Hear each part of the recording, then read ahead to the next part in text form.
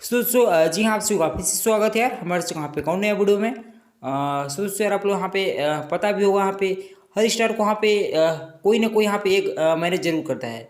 जैसे आप वहाँ पे पता होगा, यहाँ पे खेसल यादव को यहाँ पे मैनेज करते हैं, जो कि यहाँ पे विवेक सिंह।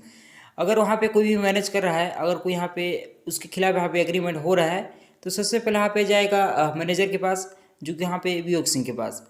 तो वहाँ पे जैसे विवेक सिंह के पास वहाँ पे एग्रीमेंट वाला पेपर गया होगा, तो सबसे पहले वहाँ पे विवेक सिंह उसको देखे होंगे कि यहाँ पे कोई भी स्टार काम करता है तो 10 लाख से पहले काम नहीं करेगा। कोई भी 2.5 लाख रुपए में एक गाना यहाँ पे कोई भी यहाँ पे खैर नहीं देगा। जैसे तो सबसे पहले यहाँ पे विवेक सिंह यहाँ पे देखे होंगे।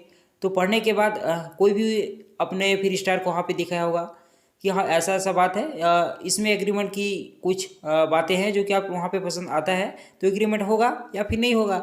सीधी बात है। खैर आपको इसमें क्या रहना, आप लोग वहाँ पे देना चाहते हो जरूर से कमेंट बॉक्स में यहाँ पे देना। आपसे शुभ लूँगा मैं किसी नेक्स्ट वीडियो वाला।